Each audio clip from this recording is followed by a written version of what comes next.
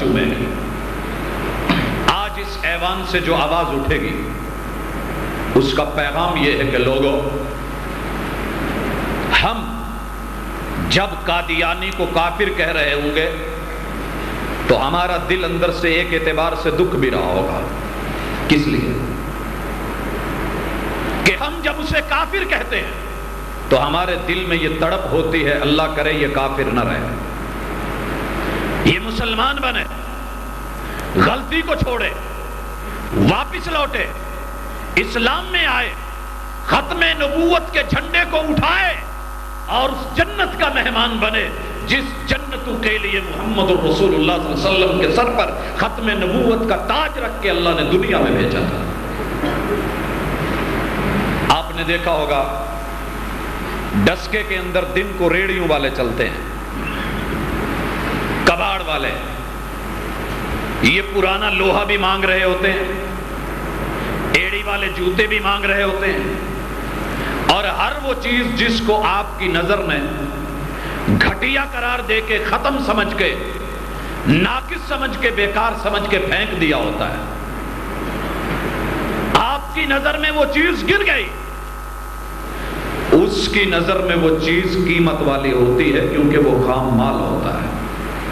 وہ آپ سے خرید کے، آگے بیچ کے، گوداموں میں پہنچا کے، بولی لگوا کے، پھر اس خام مال کو نئے سرے سے صاف کروا کے، بنا کر کے مارکیٹ میں مہنگے داموں لا کر کے بیچتا ہے۔ اگر کوئی آج میرا بھائی یہ سمجھتا ہے کہ ہم کافر کافر کریں گے اور اٹھ جائیں گے، نہیں، یہ ہماری دعوت کا پہلا نقطہ ہے۔ ہماری دعوت کا دوسرا نقطہ یہ ہے کہ اگر کوئی کافر ہے تو اس کو اسلام کی طرف بلانے، دعوت دینے، راغب کرنے، اپنا ساتھی بنانے، ہمراہی بنانے کے لیے ہماری محنت پہلے جملے سے کہیں زیادہ ہوگی۔ کیوں؟ ہمارے دین کی دعوت کا مزاج نفرت جو ہے وہ مجرم سے نہیں بلکہ جرم سے۔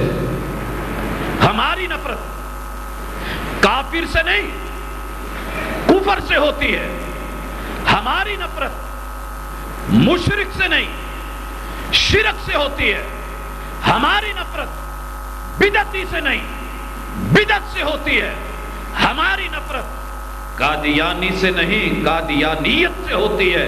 یہ لوگ تو ہمارا خام مال ہیں، جو آئیں گے تو امت محمدیہ کو مزید بڑھائیں گے انشاءاللہ۔ لہذا حضرات، ان چیزوں کے بعد اور اس تمہید کے بعد میں اپنے ان لکھے ہوئے بینرز کی طرف پھر سے ایک مرتبہ توجہ دلاؤں گا کہ احباب، یہی وہ سوال تھا کہ قادیانی کافر کیوں ہیں، جن کو لے کر کے کچھ تمہیدن ماشاءاللہ کلمہ صدارت میں آپ سن چکے، اور کافی چیزوں کو آپ انتہائی اختصار کے ساتھ جناب ثاقب صاحب انہوں نے اس پہ روشنی ڈالی، وہ سن چکے، لیکن میں اشارے کرتا جاؤں گا۔ عقل مند کے لیے اشارہ کافی ہوتا ہے۔ بھائیو، یہ محمد حسین بٹالوی ایک طالب علم تھا، طالب علم ہے۔ آج ہم کتنے طلبہ ہیں؟ میں ڈسکا کے مدارس کی فہرست دیکھ رہا تھا، دل سے دعا نکلی، اللہ اس کے ہر طالب علم کو بٹالوی بنا دے، اور اس کے ہر استاذ کو جناب سید نذیر حسین دہلوی بنا دے۔ تیرے لیے تو کوئی مشکل نہیں ہے، یہ مالک، لیکن اس میں کچھ محنت لگتی ہے۔ انہوں نے سوالات لکھے اور ان لوگوں کے عقائد لکھے جو ابھی آپ سن رہے تھے، اور پھر اپنے استاذ محترم کے پاس جب ان کو پیش کیا تو جواب یہ ملا کہ اگر عقائد یہی ہیں تو پھر یہ شخص مسلمان نہیں ہے، کافر ہے۔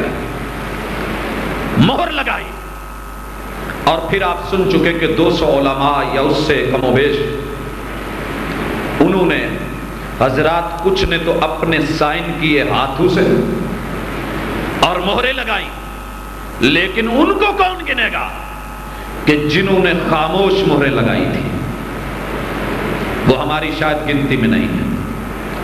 دوسری خوشی کی بات، جو صحرا محافظین حدیث کے سر جاتا ہے وہ یہی ہے کہ جس کو آج آپ فتح مباہلہ کا نام دے رہے ہیں۔ اور بھائیو یہ بھی اللہ کا احسان ہے۔ تیسری چیز جو آپ نے کلمہ صدارت میں بھی سنی کہ ایک اہل حدیث نے الاعتصام کے ذریعے تحریراً یہ پیغام اٹھایا تھا کہ ان لوگوں کا انجام وہی ہے جو مسیلمہ کذاب اور ان کے ساتھیوں کو تھا، لیکن ہم پھر بھی نرمی برتتے ہوئے یہ اس وقت اصرار کرتے ہیں وقت کی حکومت سے کہ ان لوگوں کو غیر مسلم اقلیت قرار دے دیا جائے۔ 1950 میں وہ یہ لکھتے ہیں اور 1974 کو اللہ رب العزت یہ کام لیتے ہیں آپ کی اس مملکت کی پارلیمنٹ سے کہ وہ یہ فیصلہ دے دیتی ہے کہ قادیانی، لاہوری اور ربوی یہ جتنے بھی ہیں یہ سب کے سب غیر مسلم اقلیت ہیں، اور اگر کوئی مسلمان کہلواتا ہے تو حضرات آج ان کو مسلمان کہنے کا سوال جی چھوڑیں جو آپ سن رہے تھے، ہمارے اندر بڑی نرمی ہے یارو، یہ نرمی مسلمان کے حق میں نہیں ہے۔ یہ کام 7 ستمبر 1974 کو جو ہوا اور اس کے بعد یہ کہا گیا کہ ممانعت سزا آرڈیننس بابت 1984 اور مجموعہ تعزیرات پاکستان کی دفعہ 298 با اور پا کے اندر اگر یہ مسلمان کہلواتے ہیں تو 3 سال قید اور قادیانی کو جرمانہ جو ہے وہ ہوگی۔ یہ چیز ایسے نہیں تھی، اس کے کچھ اسباب تھے۔ یہ لوگوں نے ظلم نہیں کیا ہے، یہ زیادتی نہیں کی۔ لوگ سوال کرتے ہیں وہی جو ابھی ہو رہا تھا جی، کلمہ پڑھتے ہیں، قرآن پڑھتے ہیں، نماز پڑھتے ہیں، حج کرتے ہیں اور وہ اپنے آپ کو مسلمان کہلواتے ہیں، ان کا کلمہ یہ ہے وہ لا الہ الا اللہ محمد رسول اللہ پڑھتے ہیں۔ بھائیو کبھی قرآن مجید کی دعوت کو پڑھنا اور دیکھنا کہ قرآن مجید نے کتنے مقامات پر یہ فیصلہ دیا ہے کہ جو شخص کلمہ پڑھتا ہے لیکن کلمہ پڑھنے کے باوجود بھی وہ شخص پھر قرآن اس پہ کفر کا فتویٰ لگاتا ہے، کیوں؟ قرآن غلط ہے۔ سنیے، سورۃ النحل ہے، آیت نمبر 106 ہے۔ اللہ فرماتے ہیں من کفر باللہ،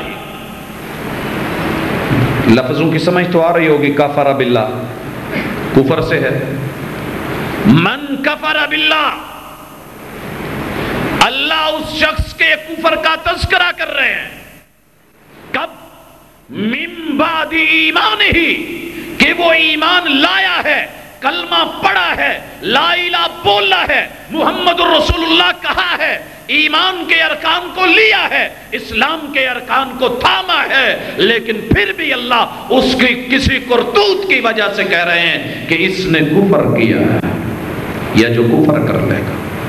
تو پتہ یہ چلا کہ صرف کلمہ پڑھ لینا، زبانی کلامی دعویٰ کر لینا یہ اسلام کے لیے کافی نہیں۔ ابھی آپ نے حج کی بات سنی کہ قادیان میں جانا افضل، لیکن آؤ لوگوں یہ بھی سنو، وَلِلَّهِ عَلَى النَّاسِ، اللہ کہتے ہیں لوگوں کے اوپر، حج البیت من استطاع الیہ سبیلا، جس میں ہمت ہے اس پہ حج فرض ہے۔ وَمَن كَفَرَ، کلمہ پڑھا ہے، پیسے لگائے، حج کی تیاری کی ہے، حج فرض ہو گیا ہے، کر لیا ہے، یہ حج فرض ہے، پھر انکاری ہوتا ہے